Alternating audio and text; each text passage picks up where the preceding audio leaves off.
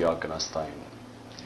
अच्छा मेरे पाकिस्तानियों, आज से 1 साल पहले मैं अपनी डायरी उठा के तो प्राइम मिनिस्टर हाउस से घर गया था और उसके पीछे एक बहुत बड़ी साजिश थी।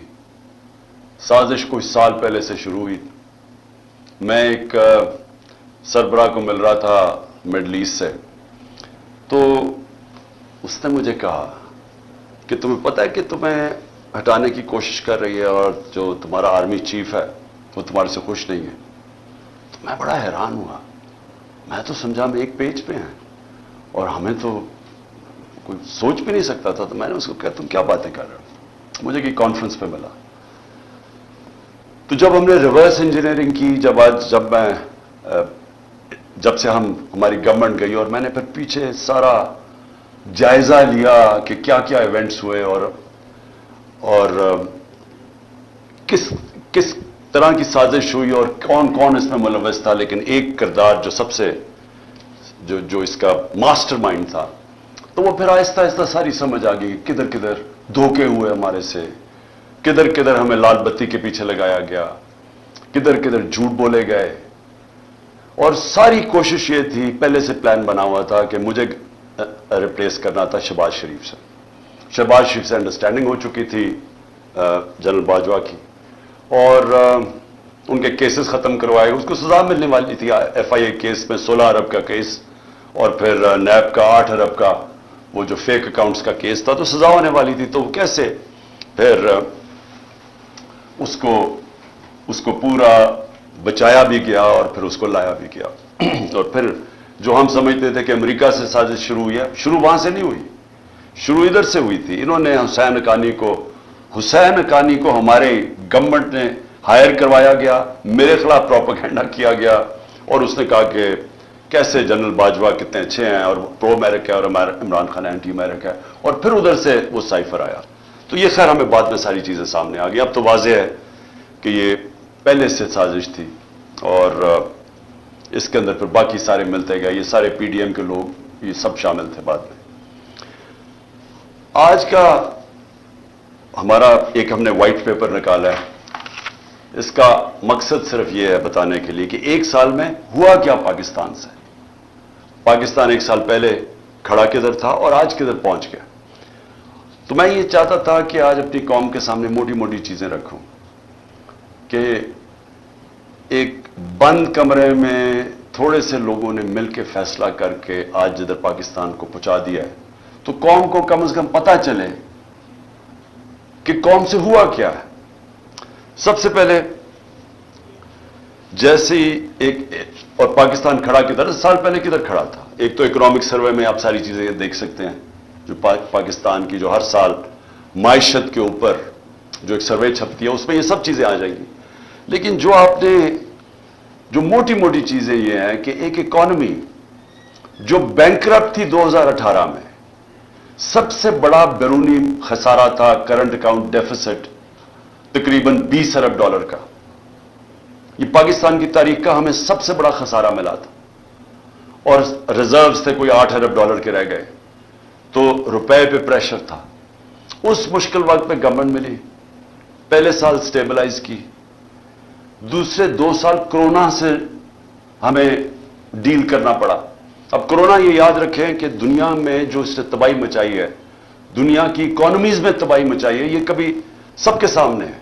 ये आप बड़े आराम से देख सकते हैं कि मनफी में चली गई ग्रोथ रेट। हिंदुस्तान 7% पे आगे बढ़ रहा था, वो मनफी में चला गया।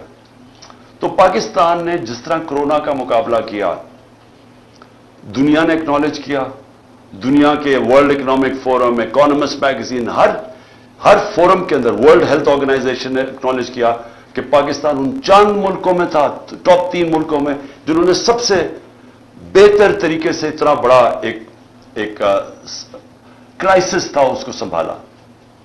मैं ये सिर्फ सोच रहा हूं कि जो इनकी 1 साल की कारकर्दगी है, अगर ये खुदा ना खास्ता होते तब तो इन्होंने क्या करना था। इन्होंने जो मुल्क से अभी किया है, सोचे अभी तो क्राइसिस तो उनको को मिला ही नहीं है। क्राइसिस तो सारे हमें मिले थे क्योंकि कोरोना का क्राइसिस हमने डील किया। इन्होंने जो बैंकरप्ट करके गए वो हमने इकोनॉमी खड़ी की। तो अगर ये वहां होते तो इन्होंने सबसे पहले तो लॉकडाउन लगा देना था, इनकी स्टेटमेंट्स आके बंद कर दो पाकिस्तान को। तो अगर वो बंद कर देते, आगे मुश्किल हालात थे, तो यहां तो लोगों ने भूखे मर जाना था। तो हमने जो स्मार्ट लॉकडाउन, उनकी तनकीद भी सुनी, तो शुक्र करें कि ये अल्लाह ने इनको तब वहां नहीं रखा हुआ था। उसके बाद आखिरी 2 साल 5.7% पे हमारी इकॉनमी ऊपर गई और 6% पे ऊपर गई। और ये याद रखें कि 17 साल में बेहतरीन पाकिस्तान की इकोनॉमिक परफॉर्मेंस थी। हमें प्रॉब्लम्स आ रहे थे। प्रॉब्लम्स क्या था कि दुनिया में कोरोना की सप्लाई साइड की रुकावट की वजह से जो ऊपर गई, वो जिसको कहते हैं कमोडिटी सुपर साइकिल, एनर्जी की कीमतें ऊपर चली गई, गैस की सबसे ज्यादा, तेल की, कोयले की, सब ऊपर चली गई। और उसकी वजह से सारी दुनिया के अंदर महंगाई आई। तो हम भी महंगाई से डील कर रहे थे। हमें मुसलसल इन्होंने कहा कि महंगाई में मुल्क तबाह हो गया। लेकिन याद रखें कि सबसे बड़ा जो चीज महंगाई करती है वो तेल है।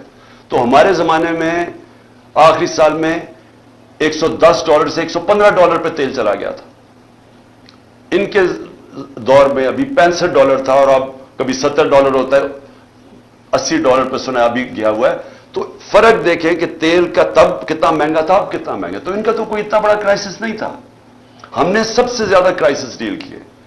और उसके बावजूद जब हमारी ग्रोथ रेट थी 5.7 और 6%, ये 17 साल में पाकिस्तान की बेहतरीन ग्रोथ रेट थी। और याद रखें, उससे पहले जो थी, अमेरिकन डॉलर आ रहे थे वॉर ऑन टेरर में। उससे पहले जनरल ज़ियाउल हक के, तब फिर डॉलर्स आ रहे थे अफगान जहाद में। उससे पहले अयूब खान की सीटों सेंटों में फिर अमेरिकन डॉलर आ रहे थे।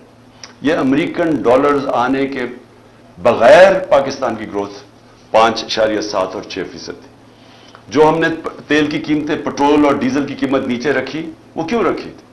क्योंकि हम समझ रहे थे कि बबल है, ये थोड़ी देर के नीचे आ जाएगा, लेकिन हमारी इकोनॉमी इतना ऊंच नीच नहीं दे सकती, इसलिए हमने सब्सिडाइज की। क्योंकि हमने रूस से जब मैं वहां गया, मैंने सदर पुतिन से जब मुलाकात हुई, हमने उनको बताया कि हमारे मुल्क में ये आपकी टेंशन की वजह से तभी तेल की कीमतें ऊपर चली गई थी। तो उन्होंने फिर अपना एनर्जी मिनिस्टर भेजा, हमाद अजहर से मुलाकात हुई, और हमारी अंडरस्टैंडिंग ये थी कि हमने जिस तरह हिंदुस्तान सस्ता तेल रूस से ले रहा था, पाकिस्तान ने भी लेना था। और बदकिस्मती से आते साथ ही आपको पता है कि साजिश शुरू हो गई। वापस आए तो वोट ऑफ नो कॉन्फिडेंस हो गई, और उसके बाद हमारी गवर्नमेंट चंद हफ्तों में चली गई। तो वो बीच में ही चीजें रह गई।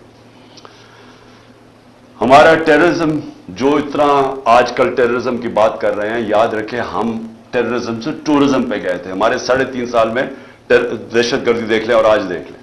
और जब जो अमेरिका निकला अफगानिस्तान से, तो वो बेहतरीन टाइम था उस वक्त कि अफगान गवर्नमेंट के साथ कोऑपरेट करके हम इस मुल्क के अंदर जो दहशतगर्दी जो थोड़ी बहुत भी थी, उसके ऊपर भी काबू पा सकते थे। लेकिन कुछ नहीं किया गया। इन्होंने कोई ना, इनके पास टाइम था सोचने का, ना कुछ था, क्योंकि आए थे सिर्फ एक मकसद के लिए, अपने करप्शन केसेस खत्म करने के लिए। ना इन्होंने इकोनॉमी का रोड मैप दिया, ना इनको कोई फिक्र थी कि ये जो वापस आ रहे हैं, जब तालिबान गवर्नमेंट आई तो उन्होंने कहा वापस जाएं टीटीपी को। तो जब वो वापस आ रहे थे, ना सोचा कि उनको रिहेबिलिटेट